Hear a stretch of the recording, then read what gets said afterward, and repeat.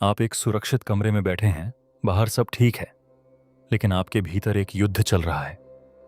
दिल की धड़कन अचानक तेज हो जाती है, गला सूखने लगता है और ऐसा लगता है जैसे कुछ बहुत बुरा होने वाला है।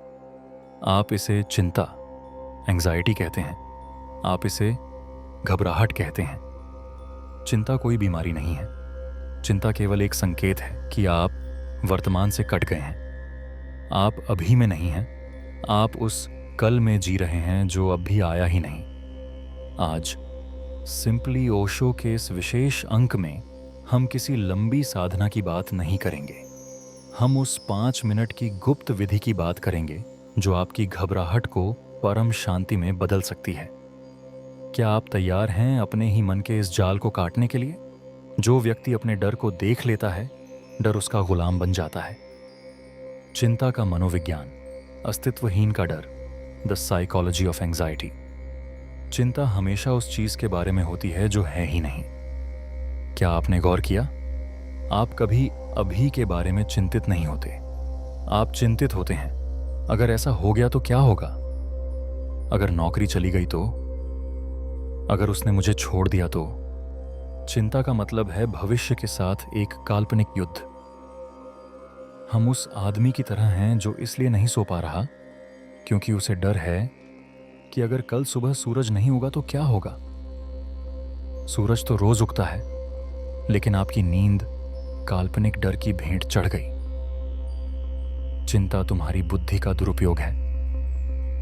तुम अपनी कल्पना का उपयोग खुद को डराने के लिए कर रहे हो। ज्यादातर लोग चिंता से लड़ते हैं। वे उसे दबाते हैं, वे दवाइयां लेते हैं, वे भागते हैं। लड़ो मत, केवल जागो। वह 5 मिनट की विधि, साक्षी का चमत्कार, द 5 मिनट मेथड।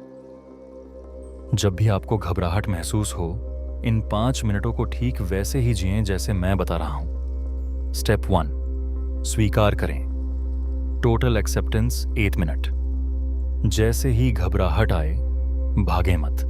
आंखें बंद करें और मन ही मन कहें, हाँ, घबराहट हो रही है और यह ठीक है।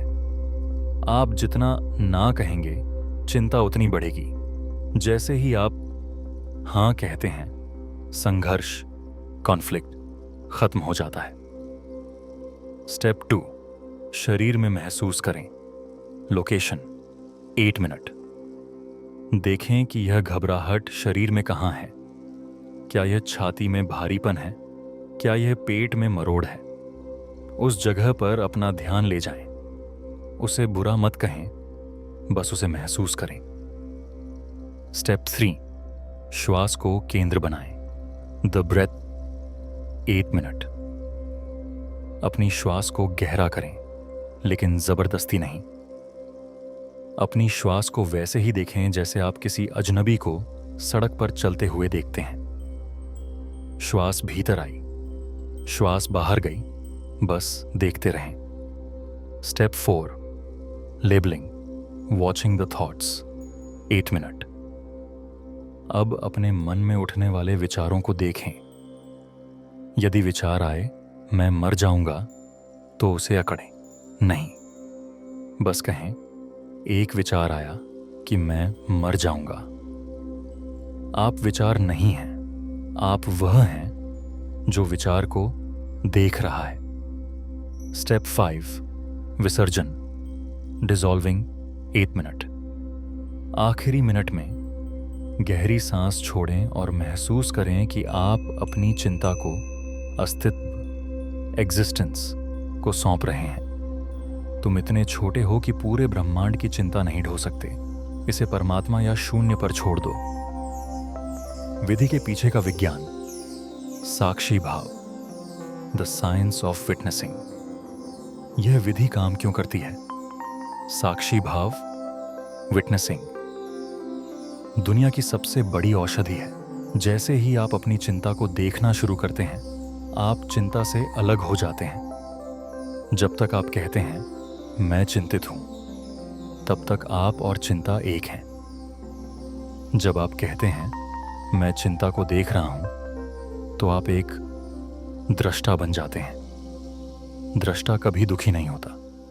दृष्टा केवल एक दर्पण है और दर्पण पर धूल जम सकती है, लेकिन दर्पण कभी धूल नहीं बनता। चिंता बेहोशी, अनकॉन्शियसनेस में पलती है। जैसे ही आप उस पर होश की टॉर्च जलाते हैं, वह वैसे ही गायब हो जाती है, जैसे रोशनी आने पर परछाइयां। घबराहट केवल ऊर्जा है। यदि आप इसे डर कहेंगे तो यह आपको डराएगी। यदि आप इसे केवल ऊर्जा की तरह देखेंगे तो यही ऊर्जा आपकी शांति बन जाएगी। क्या चिंता वाकई बुरी है? Is anxiety really bad? चिंता कभी कभी इस बात का संकेत है कि आपकी आत्मा कुछ बड़ा चाहती है। आप जिस ढर्रे पर जी रहे हैं वह आपके लिए छोटा पड़ रहा है। आप घबराते हैं क्योंकि आप असुरक्षित, इनसिक्योर महसूस करते हैं। असुरक्षा ही जीवन का सौंदर्य है। सुरक्षित तो केवल कब्र होती है। असुरक्षा का मतलब है आप जिंदा हैं। अनिश्चितता का मतलब है अभी बहुत कुछ होना बाकी है। अपनी घबराहट को एक दुश्मन की तरह मत देखें। इसे एक दोस्त की तरह देखें जो आपसे कह रहा है, जागो, जीवन हाथ से निकला जा रहा है, इसे पूरी तरह जी लो। जिस दिन आप अपनी असुरक्षा से प्रेम करना सीख जाएंगे, उस दिन चिंता आपको छू भी नहीं पाएगी। चिंता आपको नहीं मारती। चिंता के प्रति आपकी प्रतिक्रिया, रिएक्शन आपको मारती है। वर्तमान के इस छोटे से पल में कोई चिंता नहीं है। अगर आप अब भी इस आवाज को सुन रहे हैं तो इसी पल में ठहर जाएं। न पीछे मुड़कर देखें, न आगे। अगली बार जब घबराहट आपके दरवाजे पर दस्तक दे तो घबराकर दरवाजा बंद मत करें। उसे अंदर बुलाएं, उसके साथ बैठें और उसे एक मोमजीओई साक्षी की तरह देखें। आप पाएंगे कि वह मेहमान तो था ही नहीं, वह तो केवल एक भ्रम था। याद रखें, आप वह असीम आकाश हैं जिसमें चिंताएं केवल छोटे बादलों की तरह आती जाती हैं। बादल कभी आकाश को मैला नहीं कर सकते। कमेंट में लिखें, मैं साक्षी हूं।